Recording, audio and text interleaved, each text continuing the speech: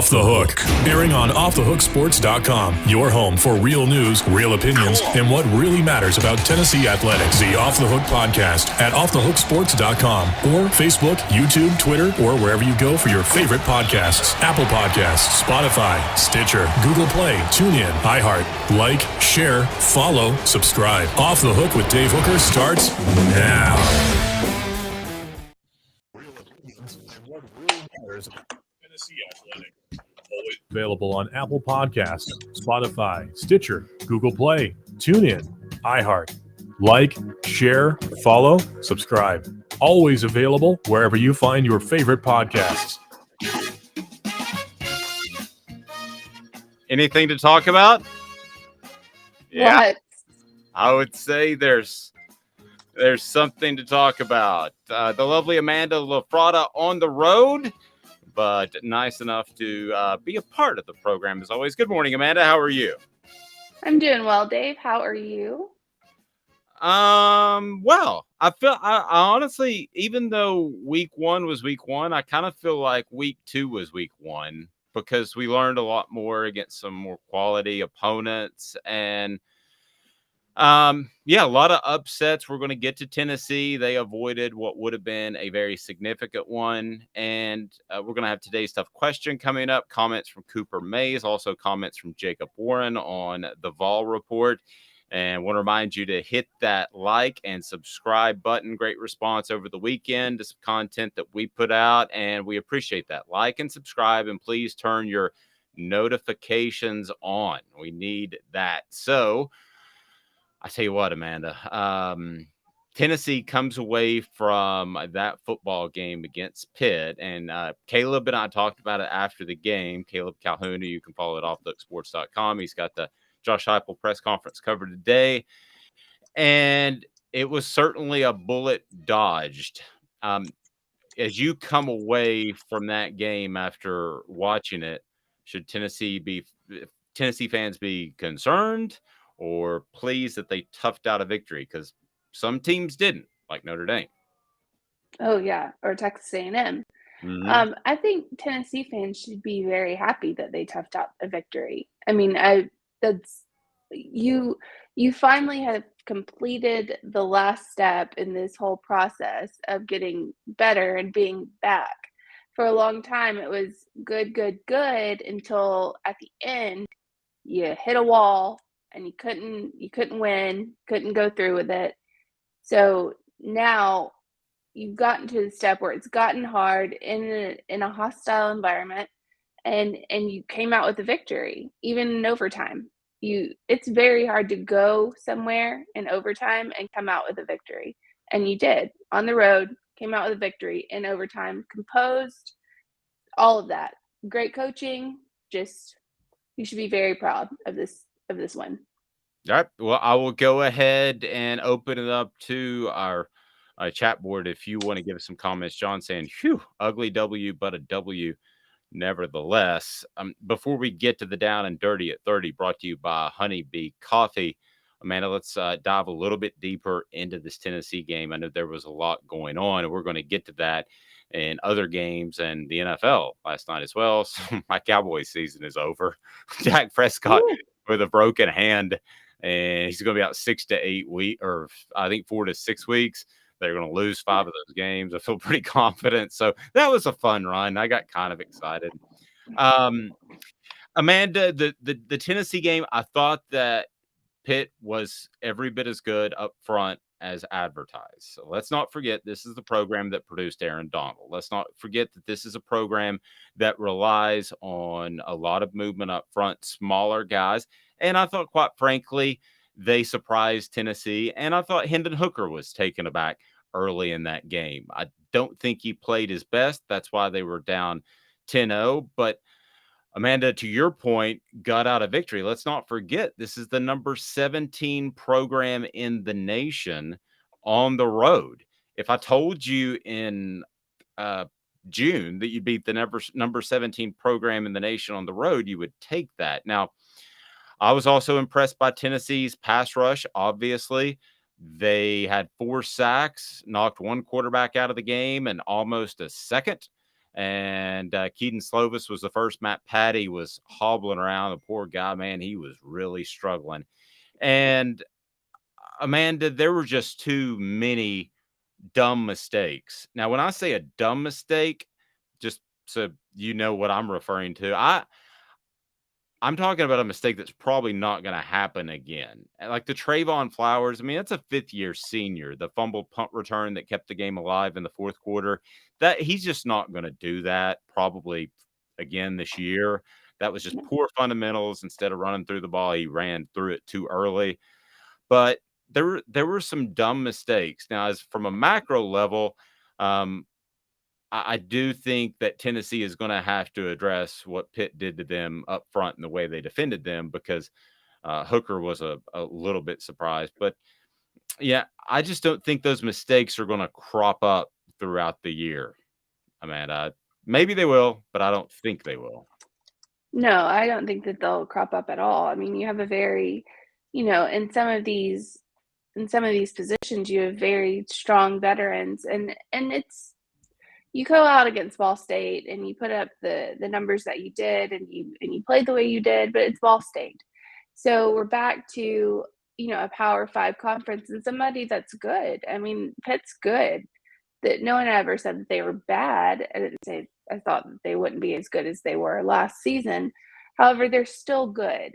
And so, you have these big mistakes because it's the first big time game this season. Everyone has them. I mean, look at, Alabama, Texas. Look at Will Anderson, 2 offside penalties, twice in a row. So even the best player in college football is going to have them. No player's immune to that, but you learn from it, you continue on, and that's how it goes. I agree. It's brought to you by Honeybee Coffee, the down and dirty at 30. Why is Honeybee so darn good, Amanda LaFratta? It's just good coffee. I mean, it's at the end of the day, it's just good coffee. It can be the 5% of the beans in the world. It could be the top, 1%. Doesn't matter. If it tastes good, it's good, and it's good coffee. Let me fire off some things at you, and we'll get to the chat board. But as far as the weekend, the Alabama game you've mentioned, but before you're an Alabama fan, Texas, Alabama, I thought was way closer than anybody thought. However, I will say this. You have a Steve Sarkisian who would love to beat Alabama. That would be a game changer for his program and just boost what is already a fantastic 2023 class. So I think Texas came out with all guns blazing from a schematic standpoint. Credit Alabama. That's one of the ugliest games that they played in a long, long time for getting the win. I wonder, though, Alabama better than me. I think there were 15 penalties, most in the Nick Saban era. Is that a concern long term, or is that an aberration, or do we know? I don't think it's a concern long term because, I mean, everybody knows it's Nick Saban's, team. So to be so not disciplined was very weird to see, but the environment that Texas had, and I'm not making excuses for, the way that Alabama played, because they did not play well.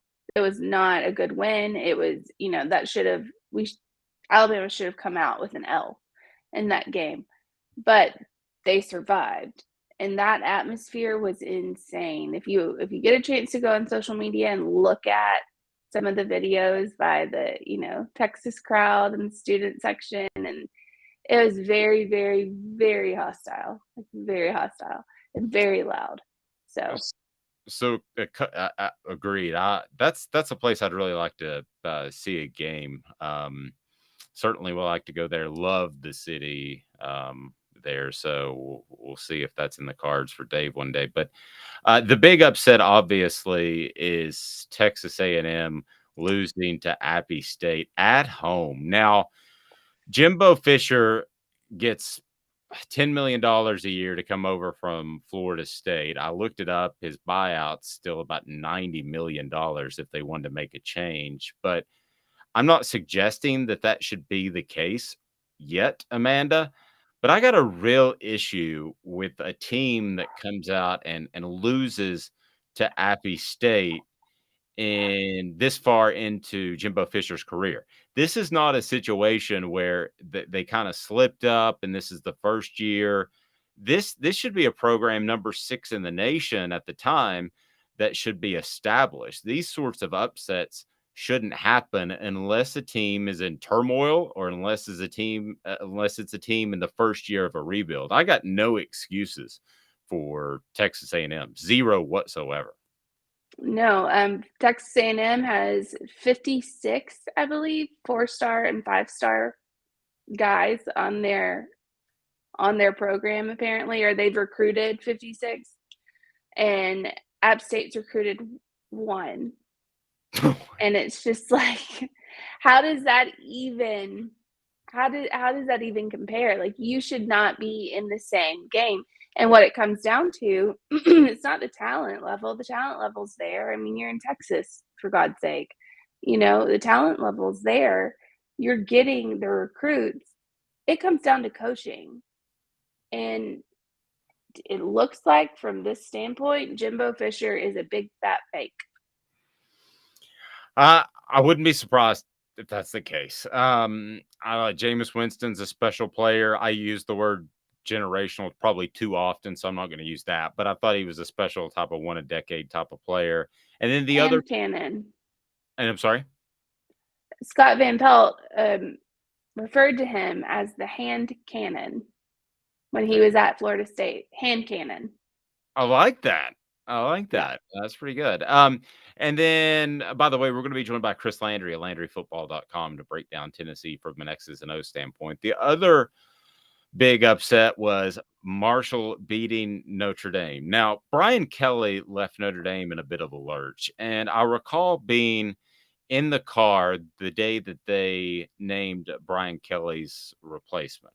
And here's exactly what I heard. I heard a bunch of players cheering. I heard a bunch of players really excited about the new coach, Marcus Freeman.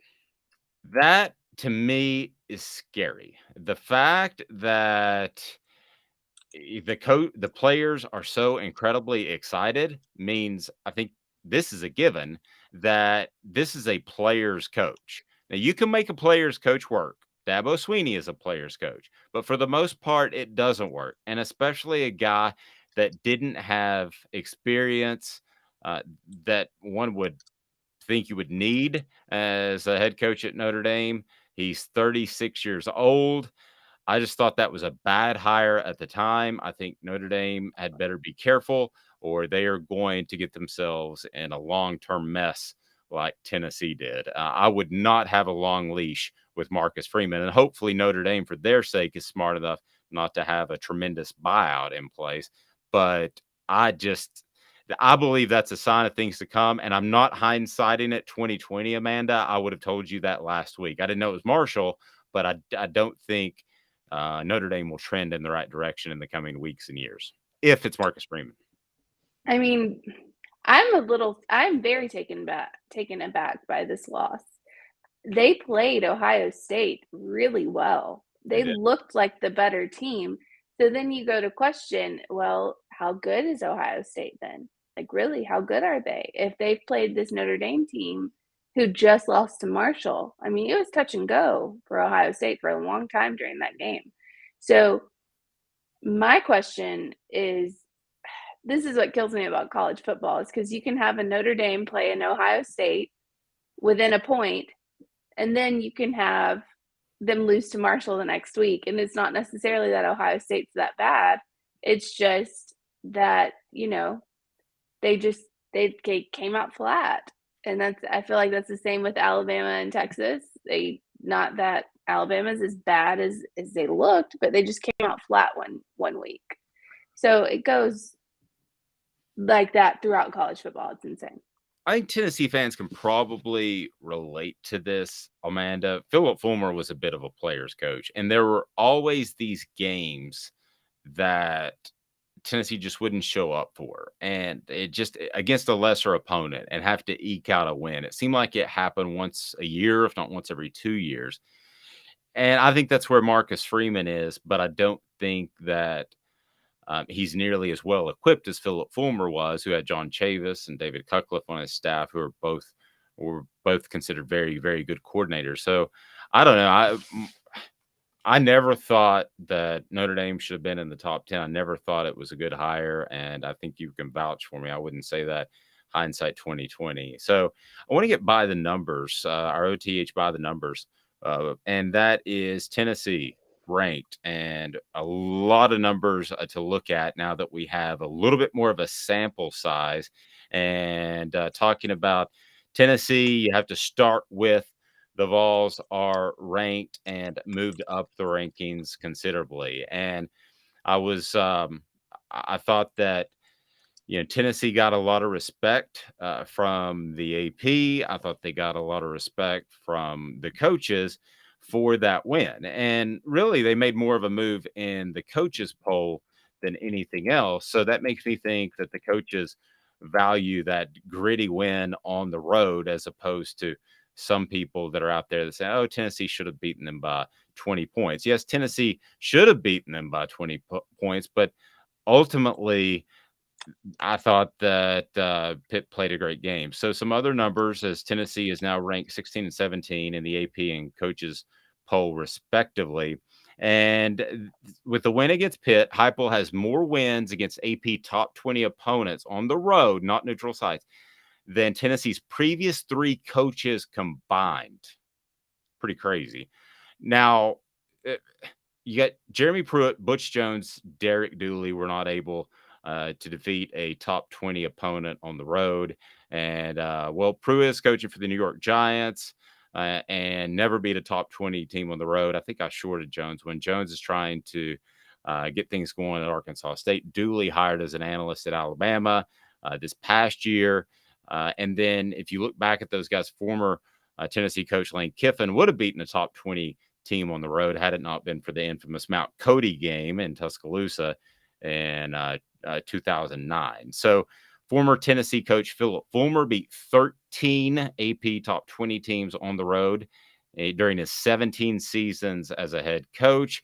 Johnny Majors only won 6 such games. It was in 16 seasons. That was a massive rebuild, and there were a lot of down years in Johnny Majors' career that get forgotten about. But yeah, what Josh Heupel has done shouldn't be lost, no matter how ugly it was. We were talking about statistically one of the best runs that you could possibly have. Tops in the AP era, Heupel has been able to accomplish a road win, non-neutral side again, over a top 20 team in each of his first 2 seasons as a Vol. According to the Tennessee Sports Information Department, no coach has ever pulled off that feat in the AP era, which began in 1936. So that's some pretty strong love right there. That's pretty impressive to be able to win 2 games on the road against a top 20 opponent, Amanda, in your first 2 seasons, when theoretically you're probably rebuilding a program because that's why you're the coach and the other guy wasn't, is darn impressive and something to hang your hat on. Yeah, I mean, I think Tennessee fans should be really, really excited about Heupel. I think I've said that for a while now. He's a great coach. I mean, he's taking the program in the right direction, and I feel a lot of people say, well, we might not, he might not be better than Kirby. He might not be better than Saban. Well, you don't know that as of yet. I mean, you don't know that. There's a wide, future to head down. So if you can keep him here, keep him happy, then I think you've got something really special in Josh Heupel. More numbers as it's brought to you by Vassy Lawn and Garden. Man alive, it's worth the drive.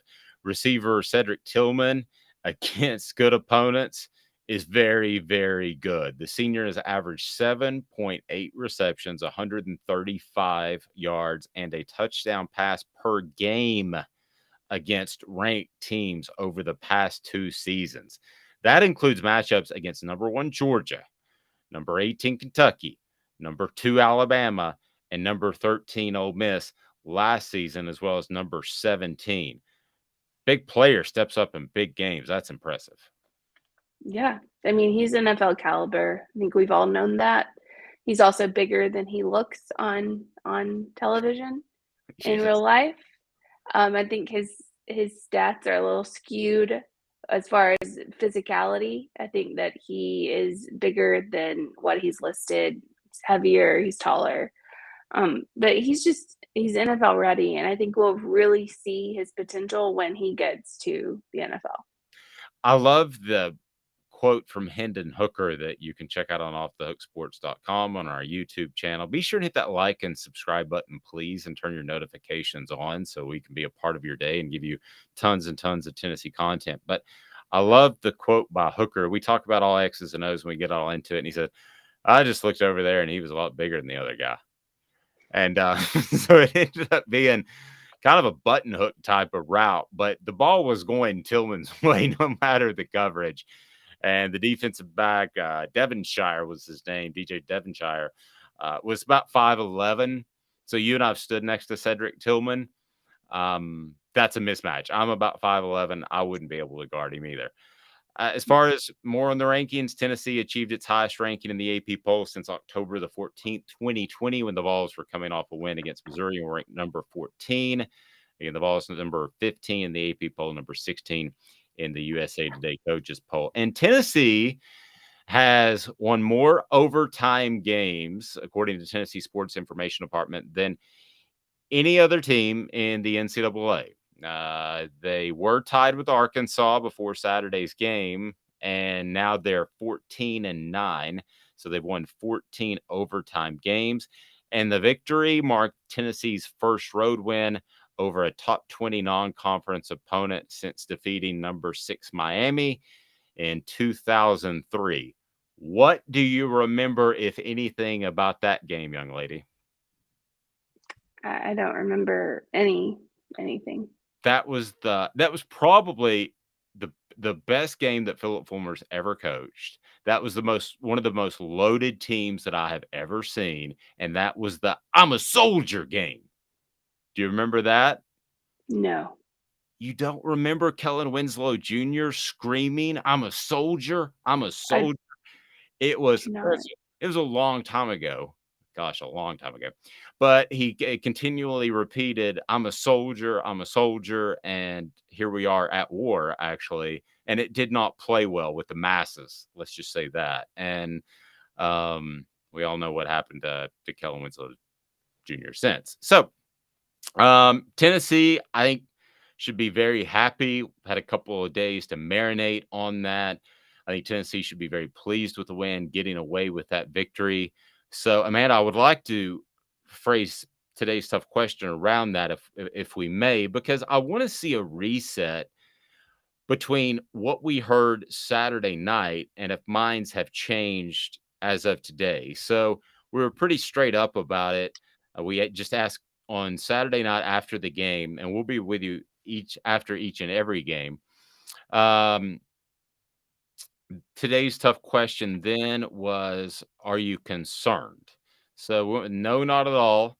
Ended up with 52.9%. And yes, very much, had 47.1%. So is there a way we can phrase it and kind of reassess where Tennessee's fan base is now that they're not in the immediate throes after almost getting upset on the road? I don't know if you've got a good way to phrase that, but whatever you come up with, I'm sure will be fantastic. Check out our friends at Craft Treats. If you have that pet that has anxiety because of storms or because of whatever the case may be, car rides too, and then arthritis. My dog's dealing with that a little bit, so very fortunate to have Craft Treats as a sponsor of this program and a fine partner that we are very, very proud of. So we'll go to the comment section for a moment as we put together today's tough question. Danny saying, I've no doubt Heupel will right the ship. And Orange Blood saying, not sure how to process all that overtime stat.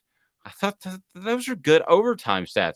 The fun, but not stat wise. But I did. Amanda and I were talking about how long the game might last last week, and I was like, I don't really know. Typically 3 hours, somewhere in there. And I said, but you are talking to the guy who went down at the a Tennessee-Alabama 5 overtime game. So you could go down with 5 minutes left in the game. That's the college rule. The NFL rules, I believe, 2 minutes. But anyway, or vice versa.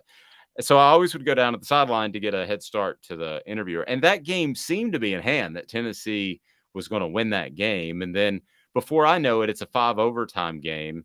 And it took well over an hour and 15 minutes. And Fat Dave's knees were not doing well whatsoever.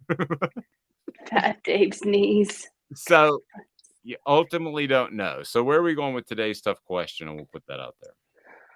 So I'm going to say, like, after all the dust settled this weekend in college football, how are you feeling about Tennessee moving forward? Because I believe after that Kentucky-Florida game, which we haven't even talked about, Florida was upset by Kentucky, which 2 weeks ago wasn't an upset, was expected.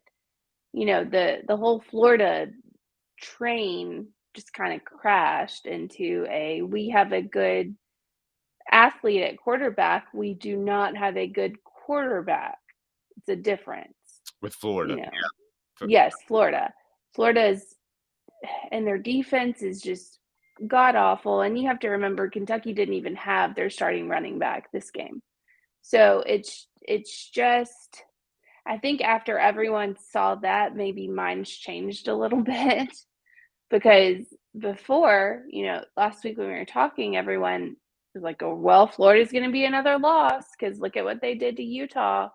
But, I mean, after that, you have to see, with Tennessee's schedule coming up, how do you feel now? After watching everything else, how do you feel now? So today's tough question, the final verdict on that is? So after all the dust settled this weekend with Florida's loss to Kentucky, Alabama barely squeaking it by at Texas, how do you feel about Tennessee moving forward? Okay, so what are our choices? How about very good, kind of bad? It's gonna be like awful, not great, okay, and hyped. I can go with that. I can definitely roll with that. Danny's saying I'm feeling optimistic. And Chris Landry is going to join us here momentarily. I want to visit with him about the pending coaching carousel, which is going to happen. Scott Frost fired at Nebraska.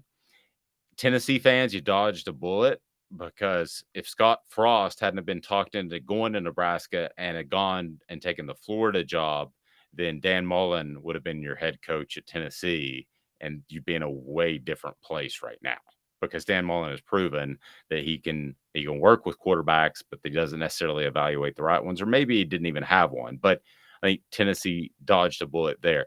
The other thing to look out for, if I'm Nebraska, the first person I'm calling and the second person I'm calling and the third person I'm calling is Mark Stoops and Mark Stoops and Mark Stoops, because I believe there are a lot of similarities in that program in that they don't have a lot of in-state talent.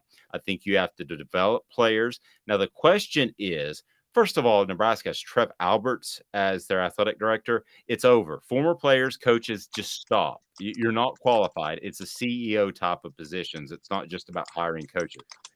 So I think Mark Stoops would be a great hire there, and I think that would be good for Tennessee, because what was once a gimme win, Amanda, is a challenging game each and every year.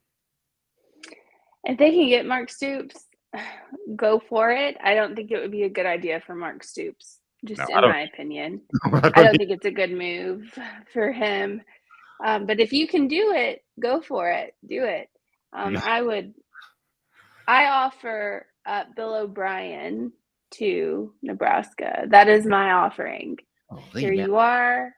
Take him. So confused by that. I thought he was a really good offensive mind, and now don't look like it. No, now I've got real concerns. Pedigo Chattanooga, your locally owned store where you'll be treated like family. The region's foremost electric bike experts. They put their hearts into helping you find the perfect e-bike, and they are awesome. I had a ton of fun with them out in San Diego. I have a ton of fun with them in Chattanooga, so you should check it out. We would love for you to check out Pedigo at Chattanooga because it's a whole lot of fun. So Chris Landry coming up next, and I'm interested to see what he thinks of an early coaching carousel. By the way, do you know what happens if Trev Alberts waits till October the 1st?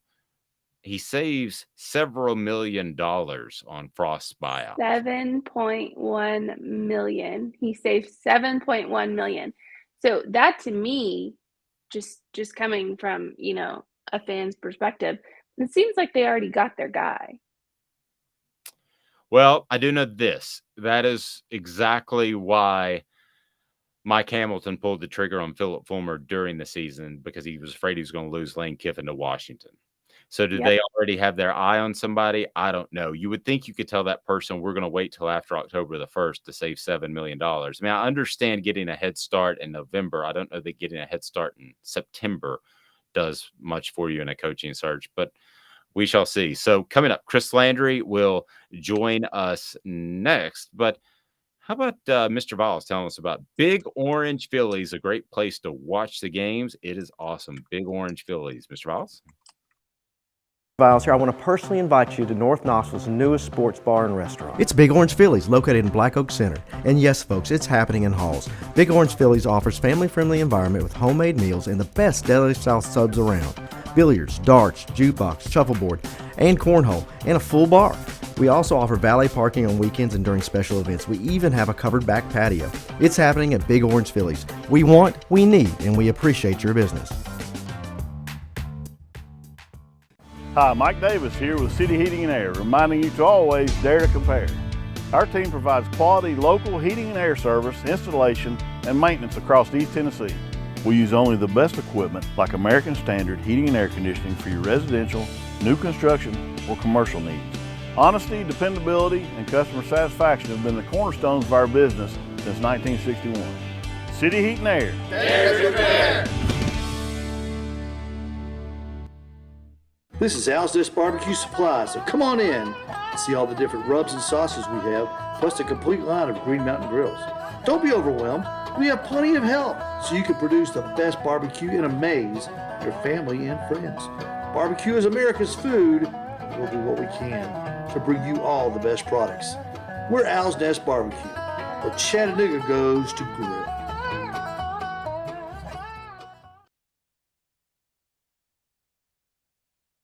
Do you want to own the more that owns every job? Then get to Vassey Lawn and Garden in Cleveland and get you a Toro. I'm David Vassey, here to talk to you about Toro.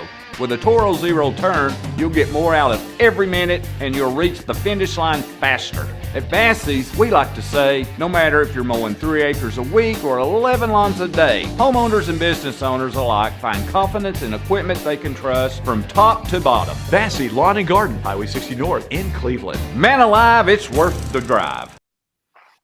All right, let's get to Chris Landry of LandryFootball.com. His appearance brought to you in part by our very good friend at the Mattress Place. Mattress Place is right there on Chapman Highway. It's just a couple of miles away from downtown. You're not going to realize how close it is. And no gimmicks, just 30 to 70% off each and every day. The Mattress Place, absolutely fantastic. So Chris Landry joins us now of LandryFootball.com. And Chris, always nice enough to share the time. And there's a lot to talk about now. No question about that, Chris.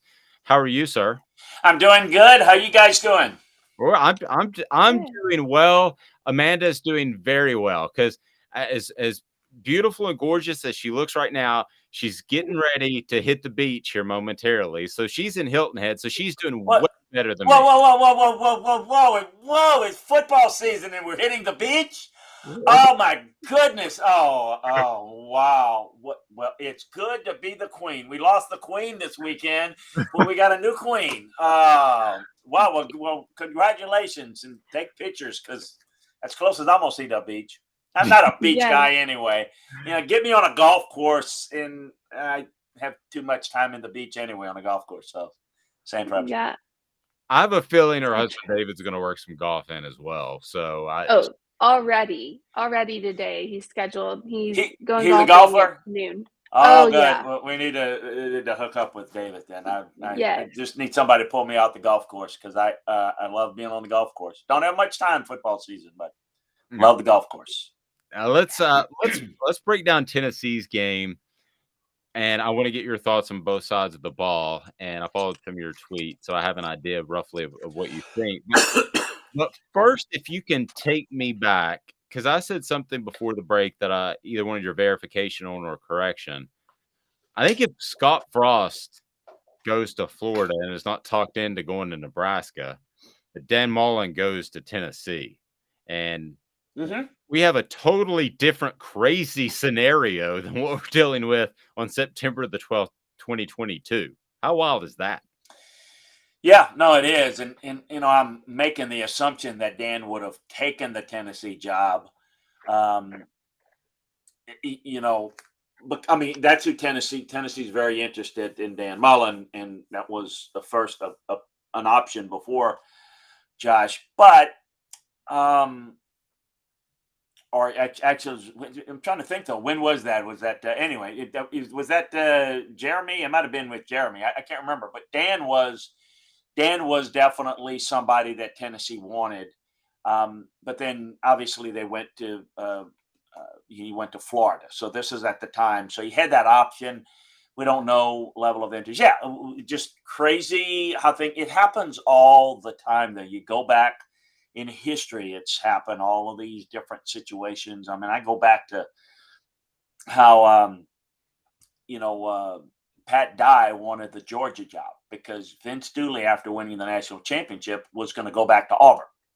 When they fired Doug Barfield. Yeah, Pat Dye's from Georgia. So Pat Dye is at just quick story. So Pat Dye's at East Carolina. And Bo Ryan leaves North Carolina State. The great young hot coach leaves North Carolina State to go replace Charlie McClendon at LSU.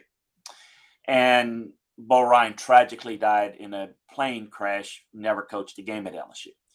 But when he left LSU, Pat Dye wanted the North Carolina State job. He wanted to leave East Carolina. And the board members, some of them were on the board of East Carolina and NC State, blocked it. So he got really ticked off and he left East Carolina and went to Wyoming. He'd never signed his contract at Wyoming, coached there 1 year. And then that's when Vince Dooley and Herschel Walker, they won the national championship at Georgia. Well, Auburn had fired Doug Barfield, and they were going to hire the former Auburn player, Vince Dooley, from Georgia, and it was close to happening. It wasn't the big media, we have today, and it was going down. So Pat Dye, when he tried to get in quickly on the Georgia job, Pat Dye, of course, played at Georgia, played with Fran Tarkenton and back in those days. So that's where it was headed. Well, then, all of a sudden, Vince Dooley says, look, I got a great team at Georgia. I'm going to stay at Georgia, even though Auburn's my alma mater. And so Pat Dye reverses course and says, well, I'd be interested in the Georgia job. And he convinced those guys, and the rest is history. I mean, Bear Bryant was headed to Arkansas to be the football coach. He was an assistant at Vanderbilt. He had actually taken the job. He had agreed verbally to take the job. 2 days later, Pearl Harbor breaks out. And it never happened. And nothing. The whole world changed, and coaches were going to fight and all that. So, wow, you never know what's going to happen. Now, go back into the current state.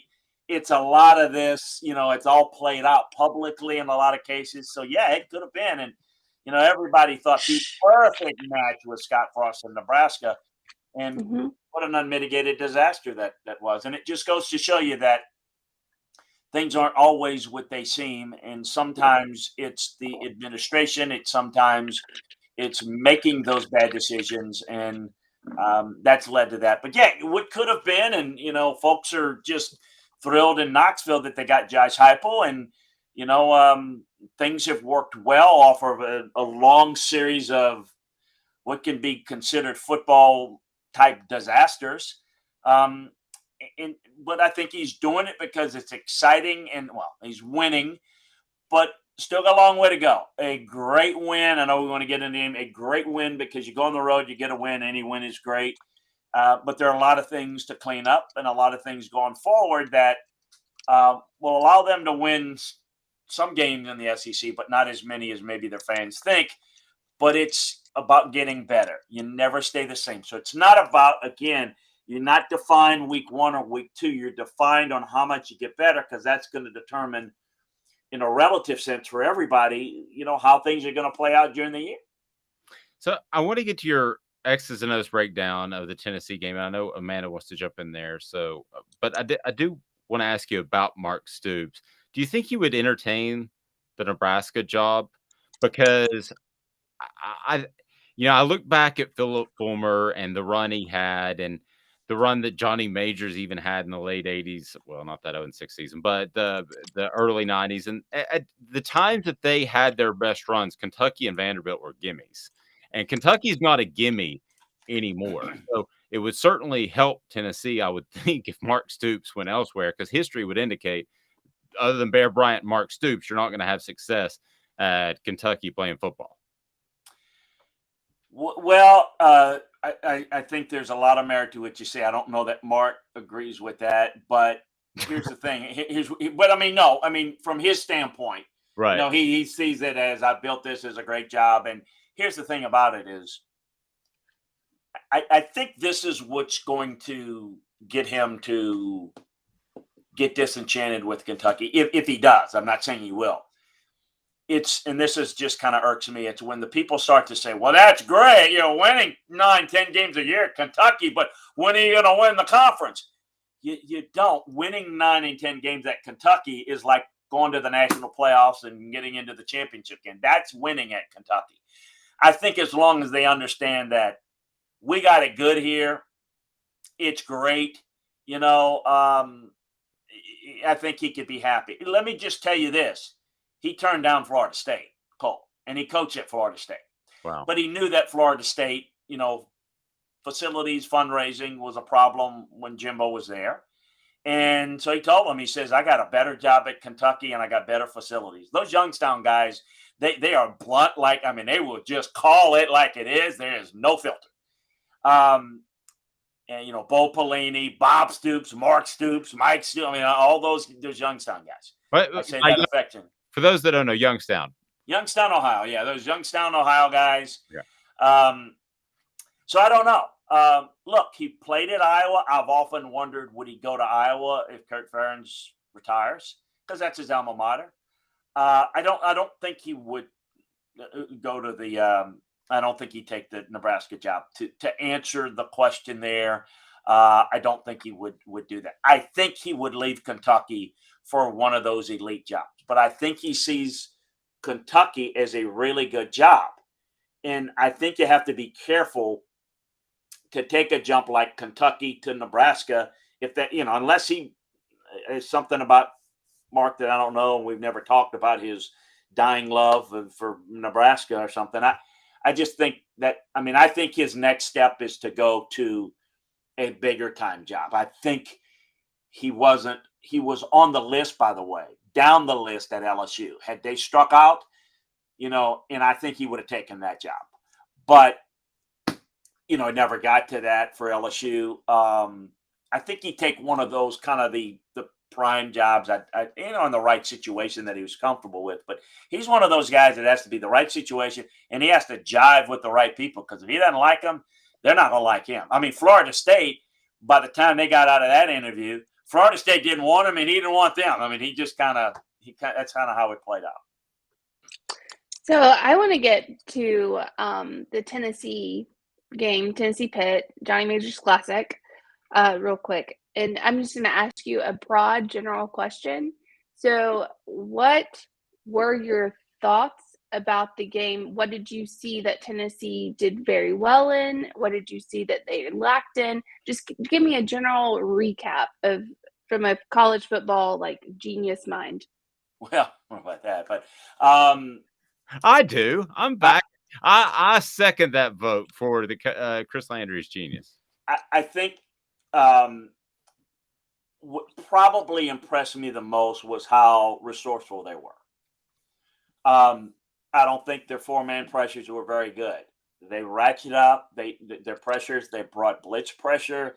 They brought it from different angles. They got pressure, and they manufacture it, which can be dangerous on the back end. But Pitt, left some plays on the field, and they weren't real effective throwing it, and they got enough pressure to mitigate some of the potential coverage problems. Did a good job defensively. Offensively, they didn't run the football very well.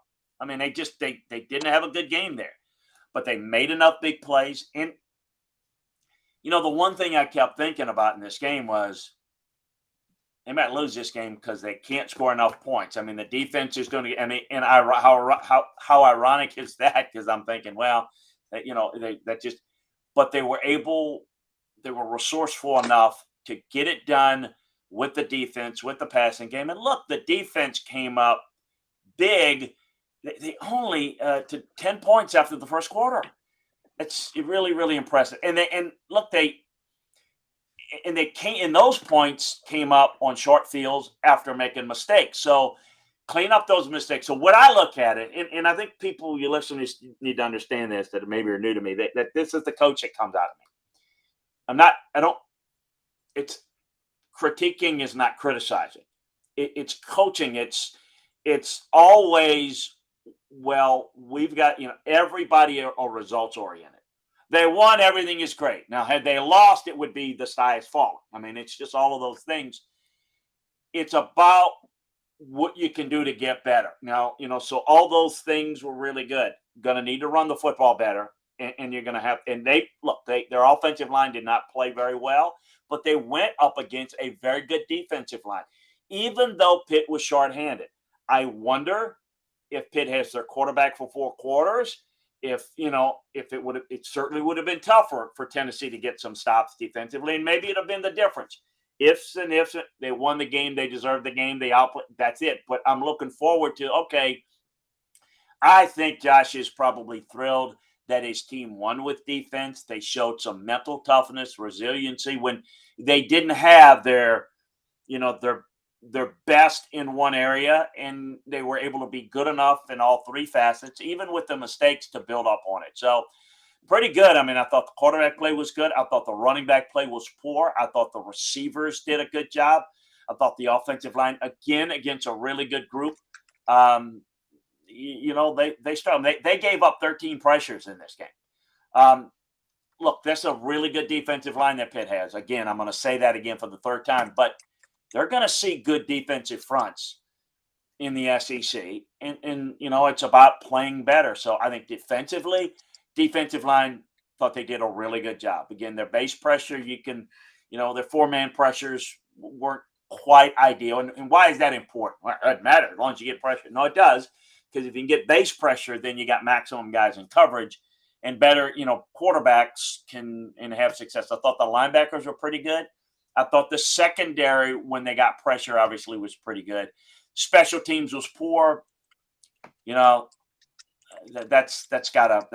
are things you got to clean up going forward. But look, you go on the road, you beat a good opponent. Your second week, you got to improve like everybody else has to improve. I think the staff should be proud, pleased on the good things. And yet there's some things to work on and to get better, and say we got a lot of growth room, and we're going to need it going into the league. Chris Landry of LandryFootball.com. Check out that site. You'll know more about football than any of your friends. Chris's appearance brought to you in part by Owl's Nest Barbecue. Owl's Nest Barbecue has all the barbecue supplies you need, which includes, they've got the sauces, they've got the rubs, they've got the pellets, they've got the wood chips, they've got it all right there at Owl's Nest Barbecue. So, Chris, what did Pitt do schematically to kind of throw Tennessee off schedule early? Because down 10-0, Tennessee scored more points than anybody in the nation in the first quarter of last year.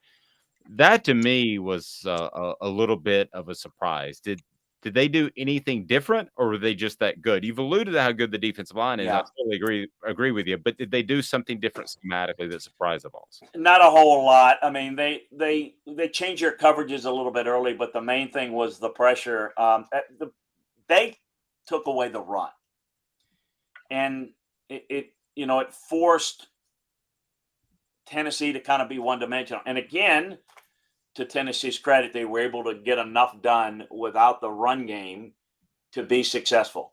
So when you can make a team a little one-dimensional, it makes it difficult. So, and this is why it's important, is because all of a sudden you miss a throw, you drop a pass or whatever, you have some stalls. I thought it was the job that they did defending the run. I thought the defensive line play of Pitt was the big thing. It wasn't a whole lot schematically. They studied their front a little bit, which is they moved pre-snap a little bit, but you can't do a whole lot when you're going, kind of Tennessee's tempo. So it wasn't really scheme that was the difference. It was a play up front that was the difference, with some adjustments coverage-wise that they did. Playing some spy looks and playing some false looks back there where they'll show too deep and then they'll bring a guy down. But that's what they did. They really took away the run, and they created some problems, forced Tennessee to win it with mainly the passing game. And, they did that. Now, let me just tell you, that was the reason why, as you alluded to, and I'm assuming this is what you're talking about, there are a lot of there's some missed throws. There's overthrows. Well, a little pressure induced, you miss them, and that's kind of, you stop the defensively. I don't care who you are. You have to stop the run. If you don't stop anybody's run, anybody, anywhere, anytime, any level, you got no chance. Because the easiest thing to do is to hand the ball off, run it. You can't stop it. You got no answers. You're dead. So even if you got to do extra things to stop the run, it starts there.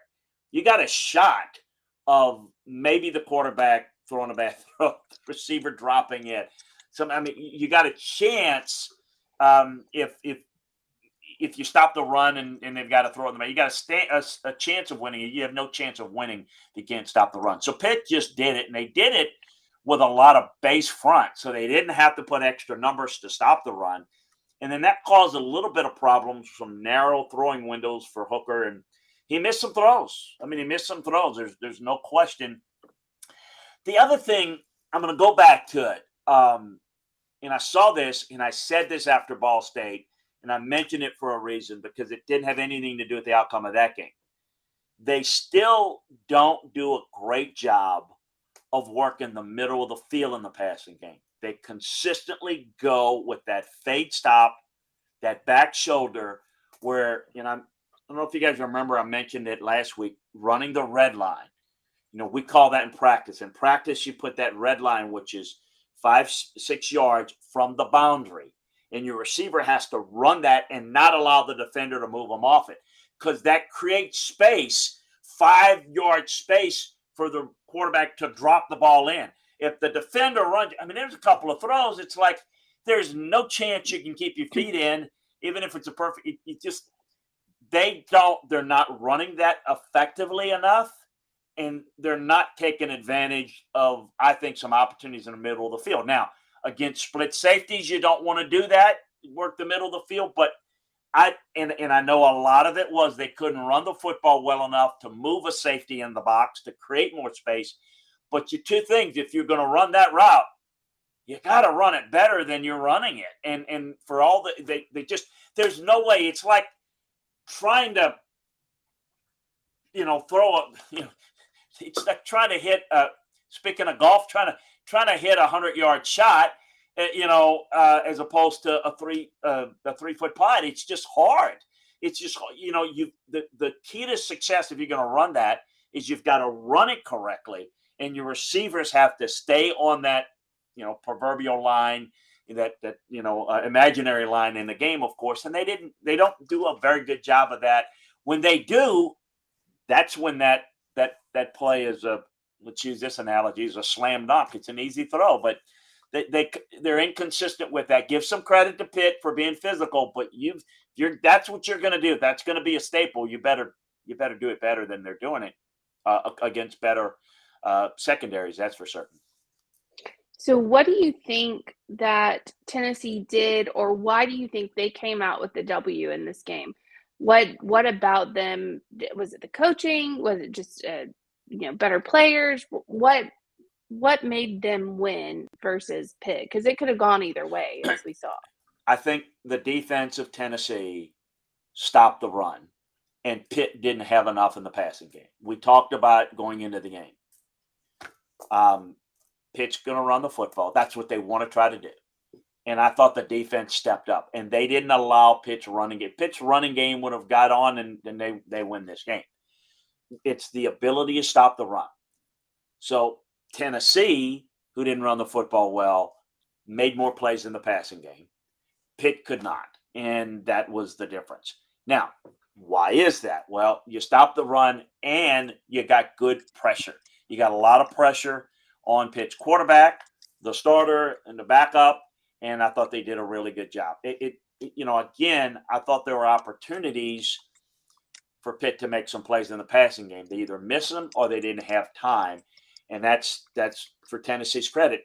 They knew that, and I think they felt like they wouldn't say this publicly, I don't think, but they felt like they probably wouldn't be able to cover well enough if they didn't get pressure home. So Tennessee was able to make plays in the passing game when they couldn't run it as effectively as they had liked. Pitt could not. And so credit those things. Those are the things that their defensive pressure to force Pitt's inability to make plays in the passing game and defend the run to start off with. That's the difference in the game. It was sloppy special teams. They some other things that they did that could have cost them the game. But one of the good things you like about it is you don't like those things. You're chasing perfection and you never get it, but you got to try to. It's just the way they were resilient. So the overall thing, resiliency. But hopefully I gave some specifics as to what those resiliency allowed to. Stop the run. We got to throw the football a little bit more effectively. They did. And we got pressure on Pitt after stopping the run, and they couldn't make plays. We're a better team. We get out with a win on the road. And look, that's why it was the way it was. If they had been Tennessee been able to run the football a little bit better, Tennessee probably wins the game more decisively. Chris, what did you make of that? Before we let you out of here, what did you make of that Alabama game? Did Steve Sarkisian do anything special? And why in the world is an Alabama team that's really veteran make so many mistakes and so many penalties? That's a question that I can't quite answer. In that it's the most penalties an Alabama team has had in the Nick Saban era. In fact, it broke that record with about 12 minutes left to go in the game. So it was the most mistake-prone game that Alabama's had. It reverts to a couple of things, and this is going to sound a little, like you've heard this before. Somewhere along the line, Alabama's offensive line has regressed to the point because they've become so pass happy. They don't run block very well. They couldn't run the football. They couldn't come off the ball. And so this is what happens. You want to know why that makes mistakes. It's on this because they were doing a poor job. And when you're doing a poor job, you get antsy. You try to get a jump. And so you make a mistake. And you got a penalty. And you got another one. And you got another. And that's so when you're struggling to execute certain things, it leads to mistakes, penalties. Alabama, they couldn't run it, and then at some point they stopped trying to run it. It's not going to work. I mean, they're going to have a great season, but they're not going to win the national championship if they can't play better. Now, they struggled with the offensive line last year, but they got a little bit better, and they won the conference championship. So I have full confidence that they're going to figure some things out. But here's the other thing is, so, well, why aren't they good? Well, because they don't do it enough in practice, and they gave up on it in the game because they were concerned that they couldn't run it and they need to throw it, and we're going to put it in the hands of Bryce Young, and they were able to win the game. So going forward, the whole key is, to me, it's offensive line play. The defense is on the field way too much.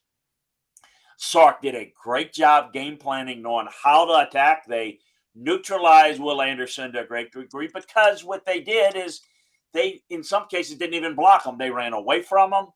They ran right at him. So you can't rush the passer if you got to defend the run first. So it was a great scheme. Sark had his team ready to play, But Alabama's play up front in the offensive line wasn't really good. That's not – if Alabama's not being able to run the football is not what's going to allow them to be successful at their level. They're going to win games in the league, but they're going to have some challenges like they did last year. Let's remind folks, they couldn't block Texas A&M. It cost them the game. They still could have won the game. They had drop balls and all that. But a lot of those mistakes, which are not just penalties, but other things, drop balls and what have you. The other thing that I noticed, their receivers could not get open. So there's offensive line problems and the receiver's inability to get open. Bryce Young is holding the ball too long. So now you got pass protection problems because he's holding the ball, wait for receivers to get open. So those are two things that they've got to get better. It's not like this is what they are. Oh, my goodness, look out the tide. It's over. They're going to go 8-4. No, it's not what's going to happen.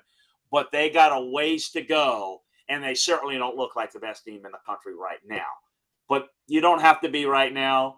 You have to win games, and you have to get better. And we'll see what they're going to be 4 or 5 weeks from now. Because I tell you, middle of last season, I gave them very little chance to beat Georgia, and they beat them in the conference championship game. So I'm just saying that they're just not right now what they need to be. And I think they know that.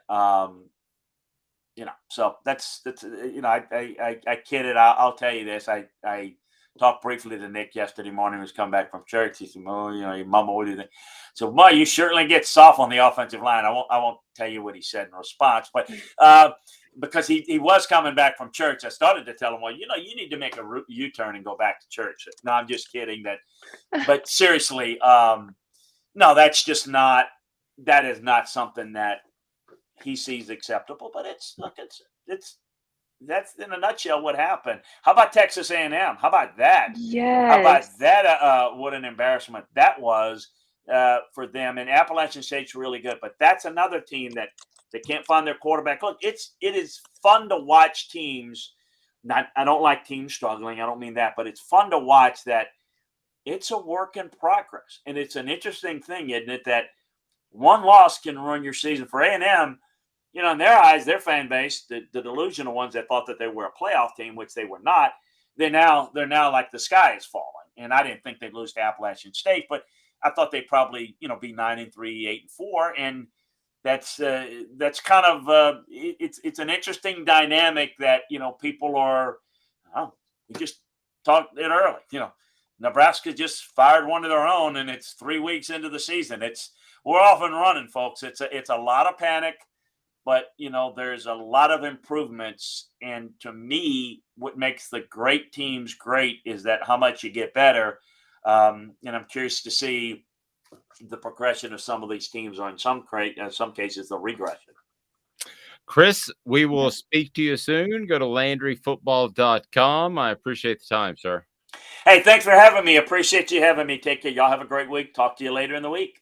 Thank you, Chris. So I want to remind you. That Zool Beer is the official craft beer of Off the Hook Sports. Go to Zoolbeer.com. That's Zoolbeer.com. XUL, Zoolbeer.com. Worldwide award-winning beer and a fantastic panoramic view of downtown that you can go hang out and have a really good time. How about Tennessee center Cooper Mays and Jacob Warren coming up, Tennessee tight end, and also winners and losers from the SEC. More after this, back in 2 minutes. Viles here, Viles Automotive on Callahan Drive. I've been selling cars here in East Tennessee for 27 years. In that time, I've come to realize it's not about the car. It's about you, the customer. So I'm here to take care of you just like family. Good credit, bad credit, you name it, we can get you taken care of. If we don't have it, we can find it for you. We go across the country to get any vehicle that you want. And here at Viles Automotive, we don't believe in fake numbers. We just give you great deals. And as always, we want, we need, and we appreciate your business. Do you want to own the more that owns every job? Then get to Vassey Lawn and Garden in Cleveland and get you a Toro. I'm David Vassey, here to talk to you about Toro. With a Toro Zero Turn, you'll get more out of every minute and you'll reach the finish line faster. At Bassey's, we like to say, no matter if you're mowing 3 acres a week or 11 lawns a day, homeowners and business owners alike find confidence in equipment they can trust from top to bottom. Bassey Lawn and Garden, Highway 60 North in Cleveland. Man alive, it's worth the drive. This is Steve Rain. I own the Midnight Oil and Michelin Tire Direct service station here in Ooltewah. It's not a fancy place, never has been, but it's a clean place with clean restrooms and good folks who work here. We sell gas and fix cars, nothing glamorous, but we love what we do, and we're going to keep doing it for a long time to come. There's not many real service stations left, and that's a shame. We're the guys just like the guys back in your hometown. We'll fix your tire, change your oil, and put a new set of Michelins on your car. If you want a Twinkie, you'll just have to keep on going. Thanks for the business.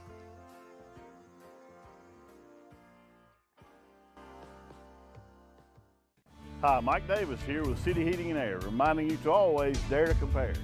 Our team provides quality local heating and air service, installation, and maintenance across East Tennessee. We use only the best equipment like American Standard heating and air conditioning for your residential, new construction, or commercial needs. Honesty, dependability, and customer satisfaction have been the cornerstones of our business since 1961. City Heat and Air. Dare to compare.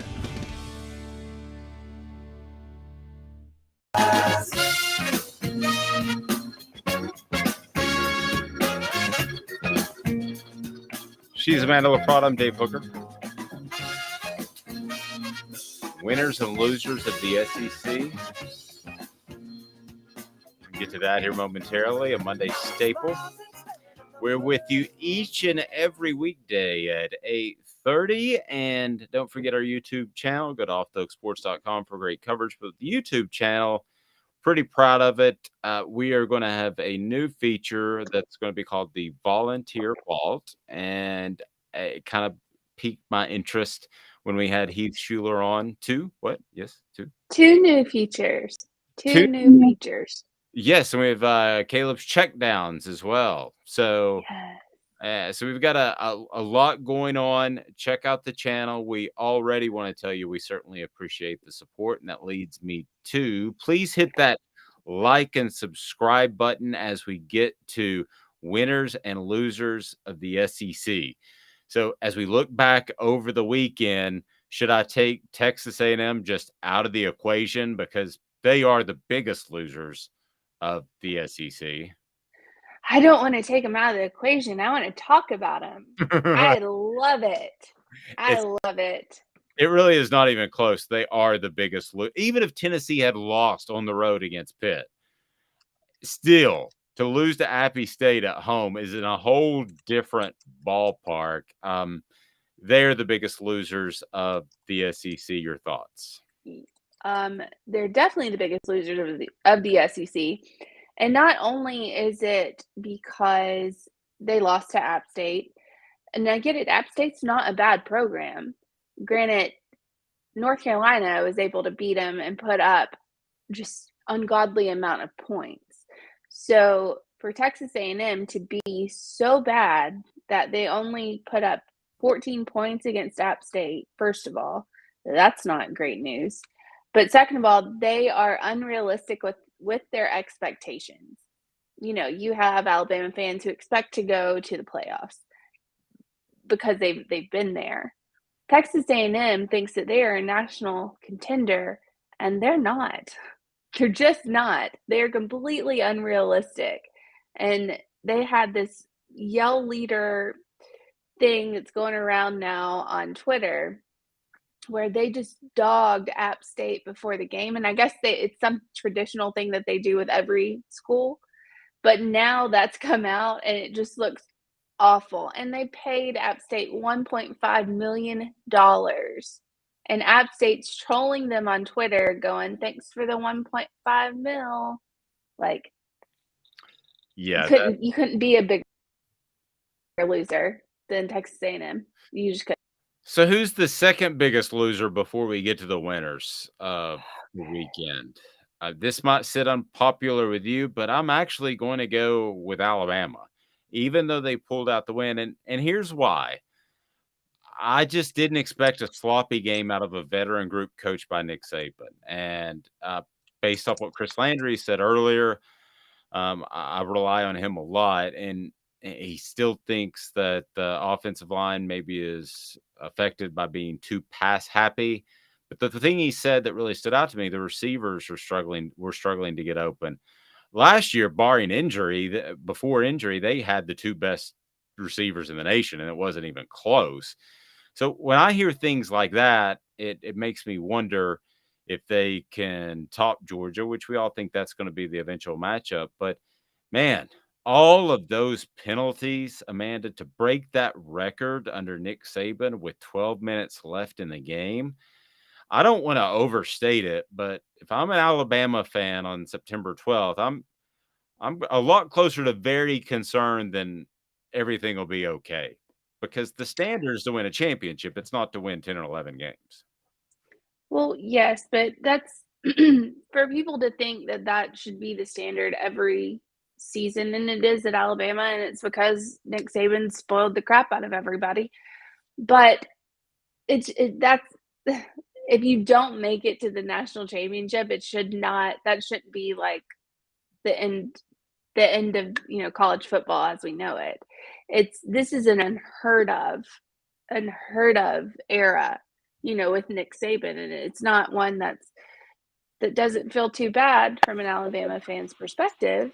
However, there's nothing for them to fear, really, nothing. They're bringing back two of their wide receivers who have been absent since preseason because of injuries. They're both coming back next weekend. So that's a possible answer to a question of, drop balls and all that stuff. It just looked like a sloppy game. And if you watch Alabama football every year, there is a game that it all comes to a head. Like it starts looking bad and it slowly goes downhill. And then there's one game where they lose and then they pick up and go back on. Maybe this is the wake-up call that they needed, and it's early in the season. So quite possibly this is, everything will be fine after this. Winners and losers in the SEC. I'm not going to knock Florida for losing to Kentucky because I think Kentucky's really good. As Amanda pointed out, we don't really know how good Utah is. So who Florida beat the week before. So I look at, or Utah State, excuse me. I look at this game. Utah, excuse me. So I look at the Kentucky-Florida game. I don't know if there's a big winner or a big loser here. This game kind of played out the way I thought it would. As far as some other games, I really think the big winner out of the weekend was Tennessee. I mean, to be able to survive and on the road against a ranked team, I think that is your big winner in the SEC. Now, I'm not saying it was perfect, and I know a lot of people wanted it to be a blowout, and were excited about that, and that probably should have happened, but Tennessee made a lot of mistakes and got out of there with the victory, and I just think there's something to be said for that. Much like you referred to Alabama, I think there's something to be said for winning a game ugly early in the game. A lot of times it pulls you together, and that could happen for Tennessee. It could happen for Alabama. Yeah, I mean, I think there's a big difference in winning. And I think you mean winning the game early in the season, like an ugly game early in the season. Right. So I'm going to go back a little bit with the winners and losers. I would not put Alabama in the losers bracket because I don't see how you put somebody who wins a game in a losers bracket. It doesn't matter the expectations. And like we've talked about, preseason rankings mean absolutely nothing. Not that they're not talented and not that everyone's not expecting them to win this season, but it means absolutely nothing. So if you win the game, you're never going to be put in the loser's position, just from where I'm coming from. Now, Florida, I would definitely put in the loser's position, and I would put them or South Carolina tied at 2, like the greatest loser in the SEC this weekend. And that's because they have been exposed. They can't stop anybody. Their defense can't stop the run. They are very suspect on coverage as far as, downfield play. Their quarterback is not a quarterback. He's an athlete. He's a great athlete. He's fast. He's everything that you looked for in like a Johnny Manziel type, except he's not as good. He can't hit anybody. He can't throw. He doesn't make great decisions. I'm not trying to burn on the kid, but it's the NIL now. So you're a professional athlete. So yes, as far as the quarterback position is concerned, I think the rumors before the season started with, is Anthony Richardson the guy? Is Billy Napier really behind him? No, he's not the guy.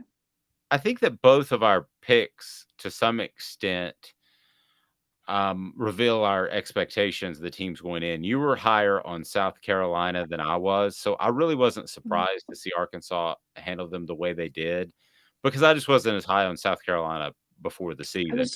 I was low on Arkansas. I wasn't necessarily high on South Carolina. I was just low on Arkansas. I didn't think Arkansas really had it. Yeah, they're just going to be a physical team that people aren't going to like to play, and I think that tests your mettle pretty quickly in a game. And the reason I put Alabama in there as a loser, even though they won, is I look at Alabama's roster and I see one of the top 2 rosters in the nation. I look at Nick Saban and I think a guy whose team's not going to make a lot of mistakes. So did they win the game? Absolutely. And kudos to them for showing the moxie to get through it. I don't mean it to sound like I'm throwing shade their way, but I come away from it. I come away from it thinking that team is not nearly as good as I thought they were. Now, in a month, we could be having a totally different conversation, but that's why winners and losers from the weekend, I would say Alabama, even in a win, which I rarely do. And it's the way it was the way they barely won, which stood out to me. But again, they could completely bounce back and win a national title. It wouldn't stun me at all. I don't pick Georgia as necessarily a winner of the weekend because they're just darn good and they weren't playing anybody. But they only won by, I'm not saying they only won by 33, but when you look at what they did against Oregon, you automatically think they're coming out and putting, 60 points on the board against a no-name. I can't even remember who they played. Samford, yes, Samford, who I don't even know if you can find a picture of their quarterback. But you're seeing Samford and you're going, okay, 65 points on the board, and they only put up 33. So it was surprising to me, and I don't think anybody, except if you're a diehard Georgia fan, watched that game.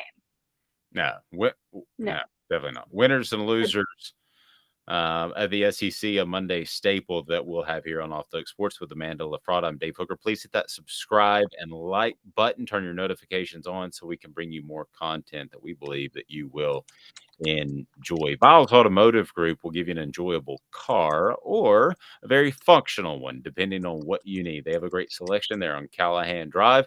Vols Automotive Group is absolutely unbelievable because they know that your business is the key and they want to make sure you're happy. So Vols Automotive Group on Callahan. And if you're already making plans for the weekend, depending on when you're watching this, I would highly encourage you to go to Big Orange Phillies. Big Orange Phillies, they're on Maynardville Pike, is in North Knoxville. It's easy to get to from the Halls and Powell area. And if you're coming south, it's easy to get to if you're up there in Maynardville. So check out Big Orange Phillies. Amanda, I promised that we would get to a couple of interviews that we had over the weekend with Cooper Mays and Jacob Warren. So I want to play a couple of clips of those. I want to remind you that these are on the YouTube channel, so you can go listen to it. A couple of grand of you already have, and I appreciate that. That's why we need you to hit that like and subscribe button. So Jacob Warren and a quick one just discussed the way they came out in the first half, and that's just not who Tennessee is. That's right. Like they're up 10-0, whatever. There you go, up 17, whatever. Like, this isn't us. This is not our ball. This is not how we play. So let's figure out how we can get back to that. And then we're all completely confident that once we start clicking, start making adjustments and start just playing the right way, that we'll be just fine. And so that was kind of the message on the sideline. Like, dude, like, don't get discouraged. We're literally playing the worst that we can play. And you know what I mean? Like, it's 10-0, right? Like, it's not out of hand yet. So obviously it's I don't know. I don't want to say nerve-wracking or whatever, but just having the understanding that, yeah, man, like this is not us, and we're gonna go, and we're gonna get it right, and we're gonna like come back, right? We really weren't down that much, but just knowing we'd figure it out. Jacob's appearance brought to you by Bassey Lawn and Garden. And then Cooper Mays talking about when a player makes a mistake, how do you handle that? And I can tell you that from visiting with Jacob, that Trayvon Flowers on the punt return that he fumbled in the fourth quarter that kept Pitt in the game was incredibly emotional. Not only was he emotional with the fact that he almost lost the game for Tennessee with that play, but he was emotional by the fact that he was able to register a sack in overtime and help get Tennessee back in the win column. So it was a little bit of both. Tennessee could have still won, talking to Jacob Warren, Tennessee could have still won had Trayvon Flowers not made that play, but Trayvon just felt a lot of emotions because he helped Tennessee bring a game back that he put in serious jeopardy. But Cooper Mays, Tennessee center, talks about players making mistakes and how you got to bounce back and what you got to do. How does this team react when somebody makes a mistake? How important is it to support a teammate when they make a mistake? In particular, I'm thinking of Trayvon Flowers because Jacob had made mention that he was pretty emotional after the game and was so happy to not only pull it out, but make a big play. Supporting each other, how important is that? Yeah, it's huge, honestly. I mean, we're all out there on the same team. We're all trying to get the same thing done. I promise you, nobody goes out there on the field and thinks like, oh, I'm going to mess this play up or whatever. You know what I'm saying? So, I mean, you got to have grace. It's a bunch of 19 to 21-year-old kids out there, you know, making full speed decisions. And sometimes it just doesn't go your way. And let's also remind ourselves that the other team is also on scholarship. Like they were recruited as well to beat us. You know what I'm saying? Everybody gets beat every few plays, every now and again. It's going to happen. And if it doesn't happen, then the person you're playing is probably not up to par with who you are. So just keep that in mind. Probably that's what I would say. I would agree with that. I think fans of all schools think that their team is good and all other teams are evil. That's not really the case. As far as what they did defensively, how different or similar was it to what Ball State did the week before, who was really just doing their best to keep things in front of them? Yeah, completely different. Pitt is one of those teams that I was talking about probably in previous episodes that, you know, they like their guys. They like what they do. They know their scheme. And like I said, last time they beat us with it. So you don't really you don't fix what's not broken. So they did something completely different. They ran 4 down, trusted their DBs to make plays. And that's probably why we threw it a little bit more instead of going to the run. But yeah, completely different is what I would say. Cooper Mays' appearance brought to you by City Heating and Air Conditioning. It's all about integrity. CityHeatandAir.com. They've been in business for over 50 years, and there's a reason why, because they will take care of your HVAC unit. It is absolutely awesome, and they're not going to make you any sort of promises they don't keep. That's City Heating and Air Conditioning. So some message board bingo. Who can beat us? Message board bingo is where I look stupid, which my wife would say that's like 5 o'clock in the morning until midnight. And so we'll just leave that there. But wait. Who can beat us? There's no us. Who can beat me? You know there the you answers. Go. So I know the answers. I give them. Alex Trebek. Yeah. So yeah. Oh, can we revisit today's tough question first so we can see how Tennessee fans are feeling? Yes, where are we on that? Okay. So after all the dust settled this weekend in the SEC with Florida's loss to Kentucky and Alabama barely squeaking by Texas, how do you feel about the Vols going forward? So we had 4 options: awful, not great, meh, okay, very excited. Those are your 4 options. So 51% of Tennessee fans feel meh, okay. But then 43% feel very excited. No one feels awful, and very few people feel not great. So seems like opinions have changed. I thought they would from Saturday night. Yep. Couple Agreed. of libations, a closer game than you thought, and you're ready to throw the baby out with the bathwater. No babies. Keep your babies. And now suddenly you're thinking maybe pull the baby out of the tub before you throw the bathwater out. So,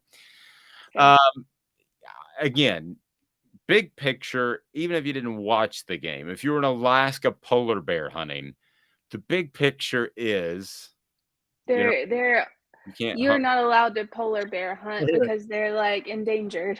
But if you're out hunting bald eagles, don't do that either. If you're out hunting, whatever, and you're lost and you're away from everything, and you come back to your screen, phone, whatever it may be, and you see that Tennessee beat a ranked opponent on the road in overtime, and you're a Tennessee fan, you should be happy. This is not a program that's at the point of a Georgia or Alabama where things are a given. As a matter of fact, those are the only two schools in the SEC where you would think things are a given, and even they're not always a given. No, they're not always a given at all. Like, I mean, look at this past weekend. My God, they're not a given, But I was most impressed with Tennessee beating Pitt in the fashion that they beat them, and it was only in one overtime. You go on the road and you go into, an overtime. More than likely, you're going to lose if you're the visiting team. I mean, that's why people try to go on the road and get out of there by a 2-point conversion or field goal or whatever to just get out during regulation. I agree with that. Something that might surprise you, though, if people go to the YouTube channel and watch the Jacob Warren video that we had brought to you by, of course, Vassy Lawn and Garden, he thought they were going to go for 2 at the end of regulation. That's surprising. That didn't surprise me. Most teams try to do that. We saw Titans Giants last night, and Giants did that. Well, I mean, you thought Pitt would go for 2 at the end of regulation. Oh, yeah. Okay. I thought about it at first. I was like, well, you're at home, but with a backup quarterback, I didn't say it at the time, so I don't believe in hindsight 2020, but probably the better decision is to go for 2 right there. And not if you don't trust it. I mean, if you don't trust it, and Pitt didn't trust it, obviously, it's not, not going for 2. And correct me if I'm wrong, didn't Tennessee stand them up like at the goal line or like at 1 yard, like 3 times or something like that? So going for 2 in that situation, it seems stupid. Tie the game. If you're Pitt, you tie the game and you take it into overtime. You're at home. Your likelihood of winning is increased. I would agree. That's just my feeling. I would agree with you 99% of the time, and probably still do. But with a backup quarterback and what Tennessee has offensively on the other side, it would be a much stronger consideration than otherwise. But if he can't pull it off, you lose.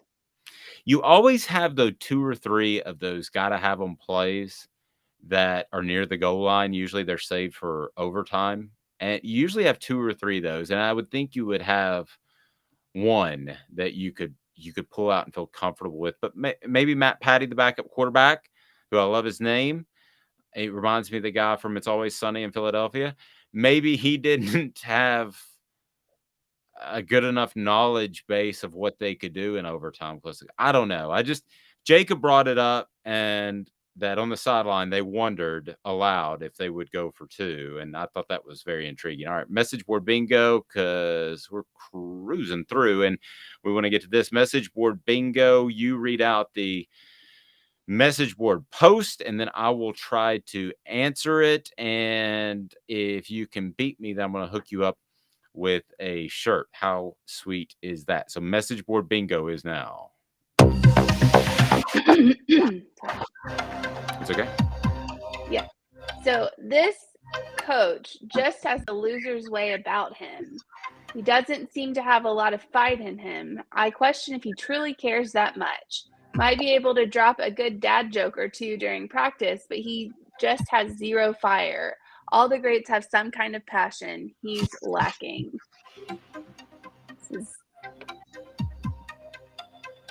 This is a Big Ten school. Big Ten school. Big Ten. Lacking passion. I mean, it wouldn't be Michigan, it wouldn't be Ohio State. Okay, well, I'll go with Ohio State then. Shrine Day have passion. I don't know who it is. Surprisingly, for the first time ever, it is Wisconsin. It is Wisconsin. Oh, yeah, upset loss there. Jason said Nebraska. That would have been a very good guess as well. So I'm 0-1. Message board bingo rolls on. Who else is in trouble with their women?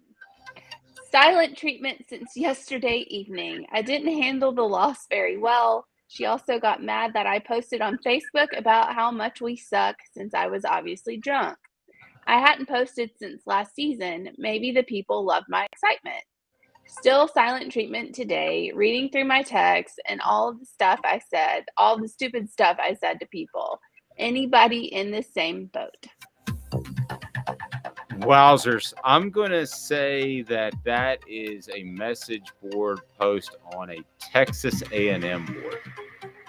Yes, it is. No, 1-1. Fill in the flow with circular. All right, here we go. Third one. Can I finish with a winning record?